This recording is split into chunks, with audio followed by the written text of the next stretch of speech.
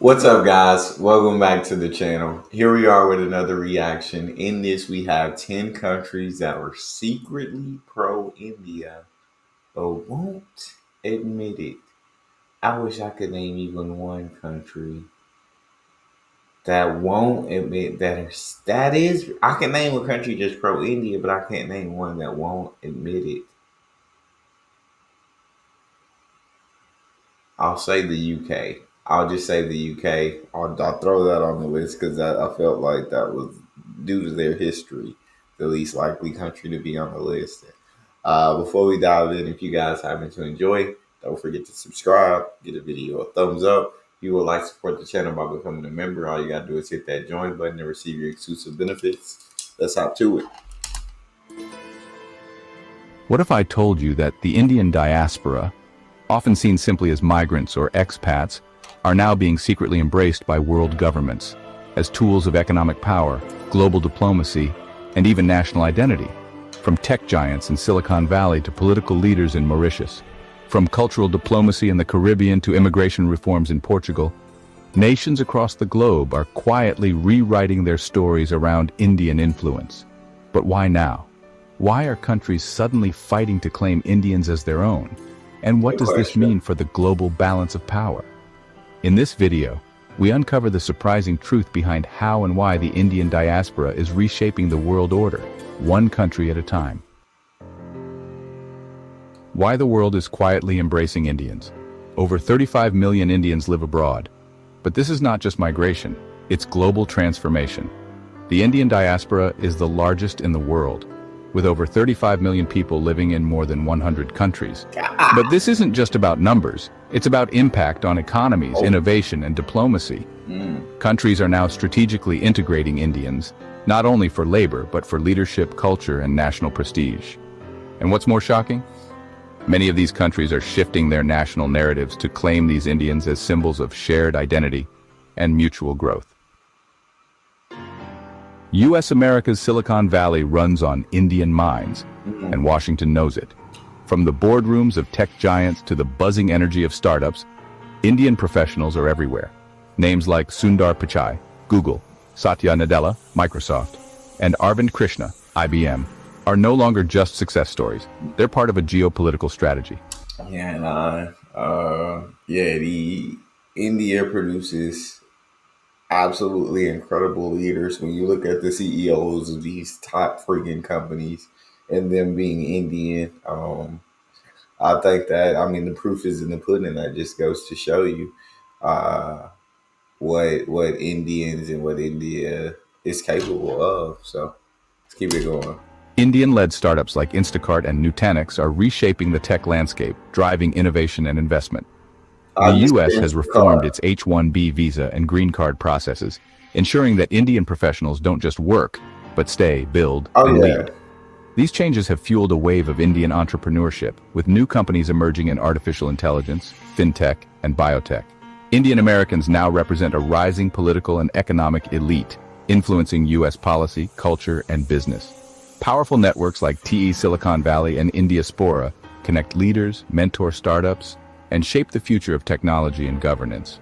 Quietly, America is building its future, powered by Indian intellect, collaboration, and ambition. UAE. Nearly 30% of the UAE's population is Indian, over 3.5 million people shaping the nation's future. Indians are leaders in healthcare, construction, and technology, running hospitals, building skyscrapers, and powering tech startups. Notable business leaders like Yusuf Ali of Lulu Group and Dr. Azad Mupin of Aster DM Healthcare have become household names. Through initiatives like the Golden Visa, the UAE encourages skilled Indians to invest, innovate, and become permanent contributors to its economy. Indian-owned restaurants, Bollywood festivals, and Diwali celebrations light up Dubai and Abu Dhabi, blending cultures in everyday life. In return, the UAE fosters a sense of belonging, strategically binding Indians to the nation's success and multicultural identity. Canada. Crazy. So we got the US, we got the UAE, and we are going to Canada. So these are countries that are secretly pro-India because they benefit from India and its citizens.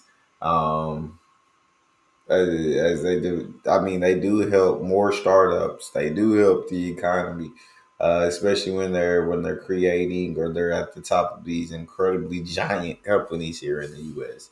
And then you got the UAE. Yeah, we want to bring the Indians here to gold membership. Y'all invest. We want to make y'all permanent citizens. Uh, Indian immigrants are not just foreigners, they are woven into the very soul of the nation, shaping its story at every level. Indian Canadians are leaders in politics. Figures like Jagmeet Singh and Anita Anand have become household names, influencing national policy and public debate. In business, Indian origin CEOs and entrepreneurs drive innovation, from tech startups in Toronto to major corporations in Vancouver.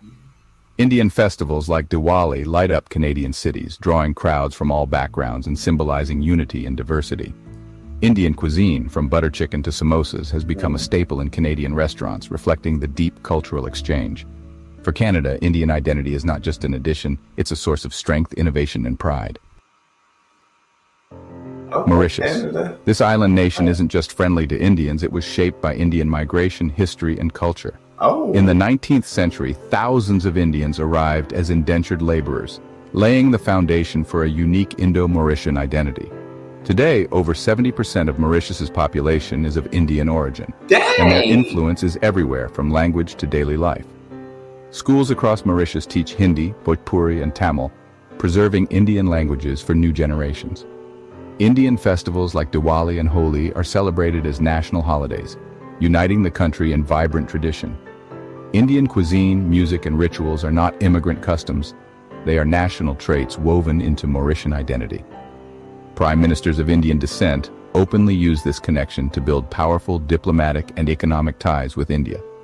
Joint ventures in technology, finance, and education link the two nations, making Mauritius a strategic partner for India in the Indian Ocean. Here, Indian heritage is not just a cultural bonus, it's a political tool, a diplomatic bridge, and the heart of Mauritius's global identity. But my only thing with that is, why would Mauritius not admit it if they celebrate holidays? If from India, if over 70% of the citizens are of Indian origin or had Indian descent, oh, right. If they teach Indian languages, why? Why are they on this list that's secretly pro India? To me, it sounds like they're openly, very openly pro India. So, y'all talk to me in the comment section on that one. Once expelled, now welcomed, Indians in Africa have become vital partners in economic revival. In the 1970s, Uganda's dictator forced thousands of Indians to leave. Today, the story is very different. Uganda's government now actively courts Indian investors, offering tax breaks and special economic zones. Indian-owned supermarkets, factories, and tech firms are transforming local economies and creating jobs. Meanwhile, in Portugal, Goan communities are thriving. The government has introduced citizenship pathways for Goans, recognizing their unique heritage and encouraging cultural exchange. From African cities to Lisbon's vibrant neighborhoods, Indian culture is celebrated through festivals, cuisine, and business. These partnerships are I reshaping like national that. identities and building new bridges between continents. Absolutely love that. Israel. For Israel, Indian Jews are not just immigrants. They are cherished members of a long-lost family, bringing unique traditions and vibrant culture to the nation. Indian Jews have helped shape Israeli society, serving in the military, excelling in medicine, and leading in education. Notable figures like Lieutenant General J.F.R. Jacob and community leaders have become symbols of this integration. Across Israel, Indian Jewish communities preserve their heritage through vibrant festivals, traditional Bene Israel and Cochin ceremonies, and the sharing of Indian cuisine. Their cultural ambassadors add diversity and reinforce national unity, making the Indian Jewish story one of belonging and pride. The British Empire once took from India, but today, the UK needs Indian identity I knew it would be on this list. I knew it would be on this list. I knew it would be on this list, and I'm glad that I'm right. to stay relevant. From London's Diwali celebrations lighting up Trafalgar Square to Indian restaurants on every high street, the UK is reframing its colonial past by celebrating Indian origin successes. Leaders like Rishi Sunak and Priti Patel Business icons such as Sir Anwar Pervez and countless entrepreneurs are symbols of this new narrative. We're not colonial, we're collaborative. Mm. Indian origin politicians now shape British policy, while Indian-owned businesses drive the economy. In the Caribbean, nations like Trinidad and Tobago, Guyana, and Suriname proudly highlight Indian culture, dance, and food as foundations of their identity. From vibrant Phagwa and Diwali festivals to bustling Indian restaurants and family-run businesses, Indian heritage is woven into the Caribbean social fabric, used for cultural tourism, international recognition, and a sense of shared pride. So you got Africa, Portugal, and the UK. I think everybody's secretly pro India, or everybody's either secretly pro India or openly pro India. Maybe besides Pakistan, maybe just besides them. Across Southeast Kind of Asia and China, surprising though. Indian culture has left an indelible mark, shaping traditions, beliefs, and even national identities for centuries. From the Ramayana's retelling in Thai and Indonesian epics, to grand Diwali festivals in Singapore and Malaysia, Indian arts and stories are woven into the region's cultural fabric. Yoga studios flourish in cities from Bangkok to Jakarta, while Bollywood films and music captivate audiences across borders, bridging communities through shared celebration. China, too, highlights ancient Buddhist links and hosts joint cultural festivals with India, using these exchanges to promote peaceful collaboration and mutual respect in the modern era. Indians aren't just immigrants anymore, they're global power players. From Silicon Valley to Yeah. Dubai, from Ottawa to Port Louis, Indian origin individuals are no longer on the sidelines. They are being actively embraced by nations seeking economic growth, cultural identity, and geopolitical advantage.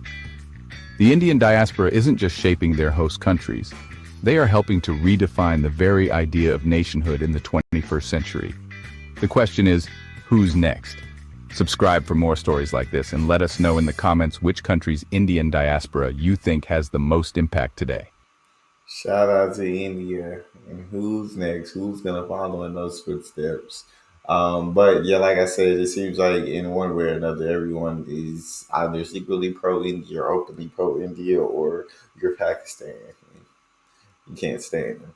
But this was a pretty dope video to kind of see all the differences that Indians make in so many other countries, where they're entrepreneurs or there's leaders or at the top of these humongous freaking companies, and just to kind of see other countries take some of that cultural, those celebrations, the language, take some of that. It's pretty cool. If you guys enjoyed, talk to me in the comment section. And don't forget to check out the next video.